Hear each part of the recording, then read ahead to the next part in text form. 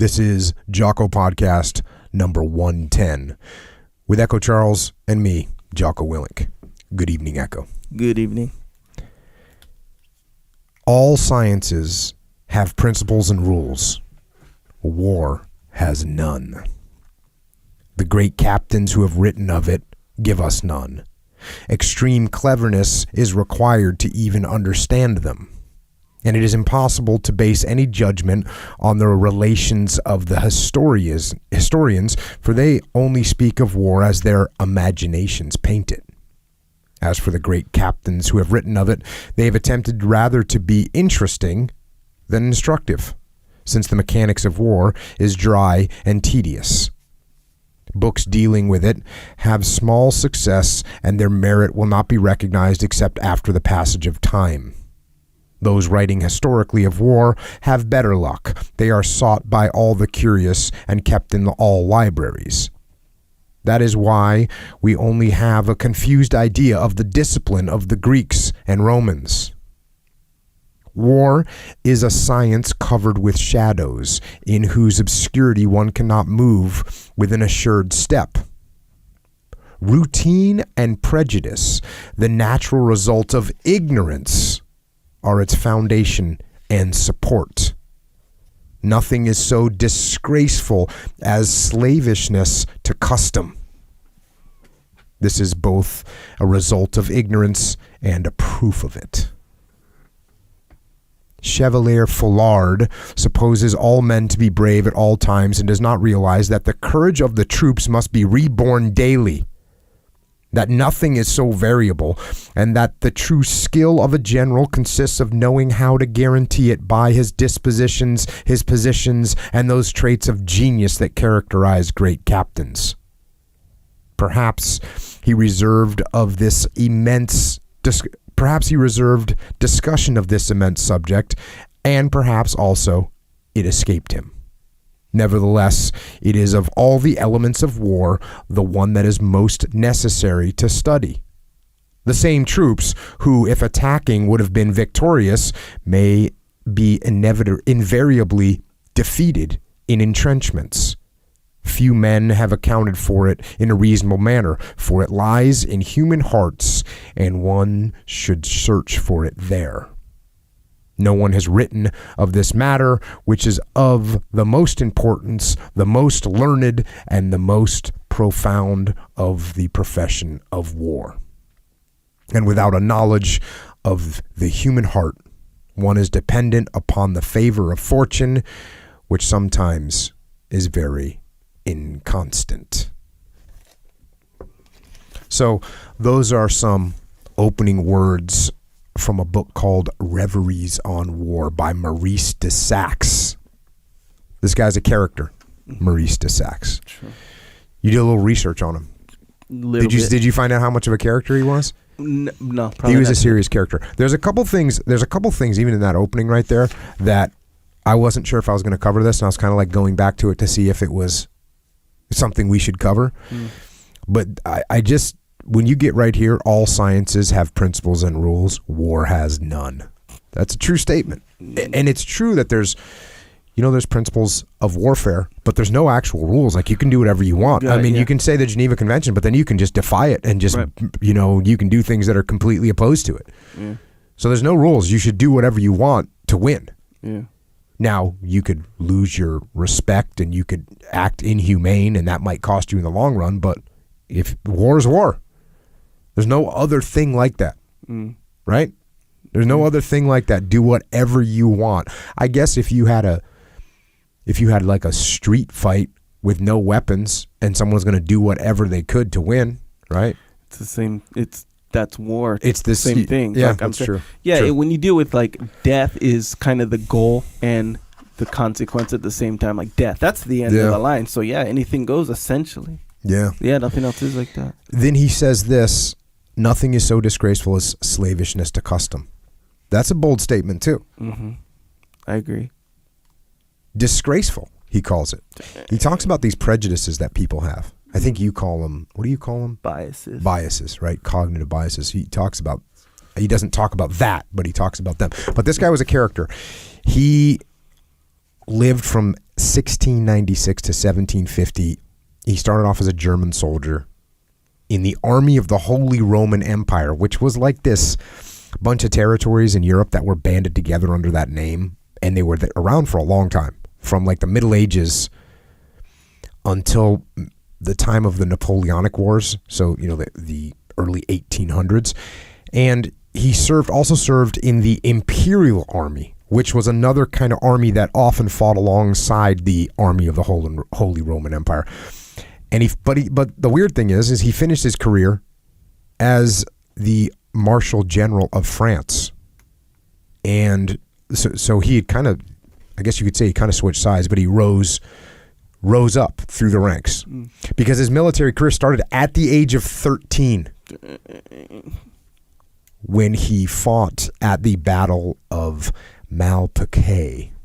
I think that's how you say it. That battle right there was between the army of the Holy Roman Empire and France. So he was on both sides at certain points of his life. And I think the whole time it seems like from what I read about him, he was always kind of looking to go up the social structure, rise up in the social structure and become more a powerful person in the hierarchy of those times, in the dominance hierarchy. So, yeah, he started fighting at age 13, which, by the way, that's just so cool. I'm sorry if you think I'm a bad person, but as far as I'm concerned, if I could have joined the military at 13, I would have been so stoked. Sorry, everyone that doesn't agree with that. That's just how I roll. I'm just telling the truth on that one. And actually, as I look back on my life, if I could have done that, it would have been even better. I think they should allow people to join the military. They should have some like youth corps where you can go in and just get after it at a young age. Just prep, just learn. But they think a 13-year-old can't make that decision, and they're right. The 13-year-old can't make that decision, so you'd have to have really benevolent people that were in charge of them, in charge of these troops. Yeah. And you also think that an 18-year-old person can make a good decision, but that's not true either, because you got 18 people that are dumber than dirt and make bad decisions. Yeah. And people are worried that you're going to get thoughts put into your head. Yeah, you will. You are. And guess what? If they're good thoughts, right on. That's not a bad thing, right? Yeah, but... I mean, do you have to learn everything yourself? Is that the way the world works? You can't have good ideas put into your head? You can't get a little bit programmed? Yeah, If you could get programmed to be a better human being, would you accept that programming? Yeah, of course. But okay, I'm just checking. Because you're over there looking like I'm a bad person because I'm trying to brainwash you. No, because you're just saying the word better. Good and better. Like there's this universal good and better. I think there is. No, there isn't. I mean, there is. Oh, okay. But it's so narrow. Like next time we have Jordan B. Peterson on here, you can converse that. You can have a conversation with him about that. How do you say that you don't know that there's universal good and there's universal bad? No. I'm saying. I mean, we could come up with dozens of things right now that we know are good and bad. Yes, right? I don't know about a child. Is that good or bad? Yeah. Okay. Yeah. For sure. You see where I'm going?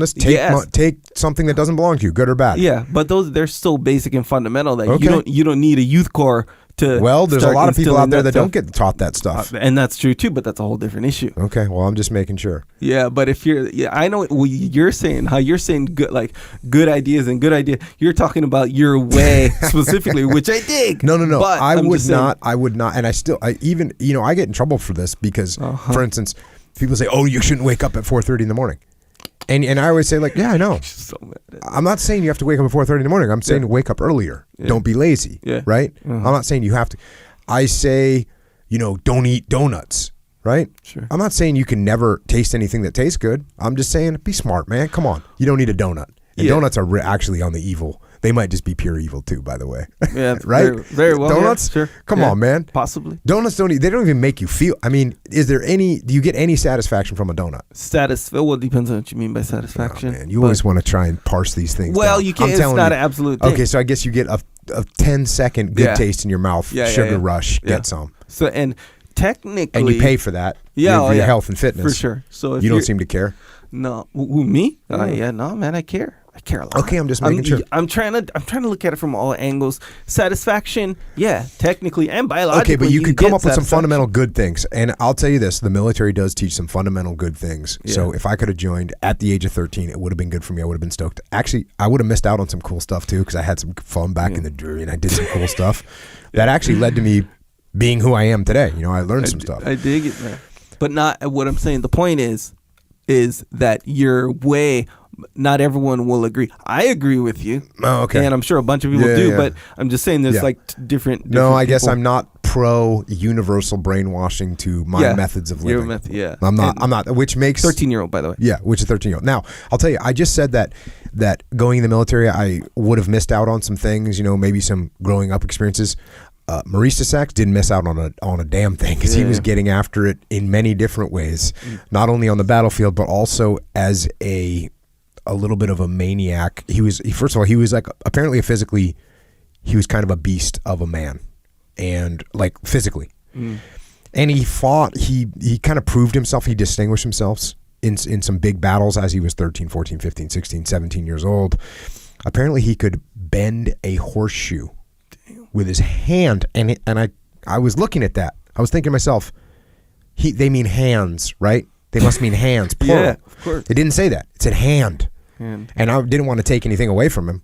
So apparently he could he was big and could grab a horseshoe and just bend it in one hand. Damn. So he had some serious strength, and through his life he commanded companies, which he actually refers to as centuries, which, if you can imagine century, we know that means 100. So a century, like the ancient Roman army had centuries instead of companies, and they weren't even 100 people, they were like 80 people. But he led those, he led regiments, and he led whole armies, and he fought with a lot of success throughout his career. Now, with that being said, he was far from what anyone would actually consider a role model, because the way he lived his personal life was not exactly exemplary. I didn't say that word right. Exemplary. Yes. Down. In fact, the way he lived his life was probably the opposite of role model. Yeah. So he was forced into marriage at the age of 18. He didn't want to get married because I think he was too much of a womanizer and said, I don't want to get married. But he married this heiress, 14-year-old heiress. Dang. With a ton of money. He blew all her money. And he was 18, she was 14. He was 18, she was 14. She was an heiress with a bunch of money. He took all her money and blew it on horses, for his regiment, and on women, mistresses. And then he had a bunch of public affairs, and everyone kind of knew about it, and the marriage got annulled, and he continued this kind of wanton behavior, I think, throughout his life. And a couple times he's hypocritical, because in the book he talks about certain types of people, and I don't know if I cover it, but he does come across a little bit hypocritical sometimes. Now, I think one quote I grabbed from this mistress, this kind of famous mistress. Actually, she's recognized as the chief mistress of King Louis XV. So did you know that the king had, like, not just mistresses, we know that, but there's a chief mistress who's known, right? Yeah. Her name was Madame de Pompadour, and this is what she said about Saxe. Maurice de Saxe does not understand anything about the delicacy of love. The only pleasure he takes in the society of women can be summed up in one word: debauchery. So he's a little bit out of control. He might have, in fact, inherited his lifestyle choices from his dad, whose name was Frederick Augustus, who was well known for his personal unbridled lust. Sure. How do you know that he had unbridled lust? Well, case in point, Maurice was the eldest. So Maurice de Saxe was the eldest of 354 acknowledged illegitimate children that Frederick fathered. So while we might not want to emulate Maurice de Saxe's personal life, he was an experienced and successful leader of men on the battlefield, and we can learn from him.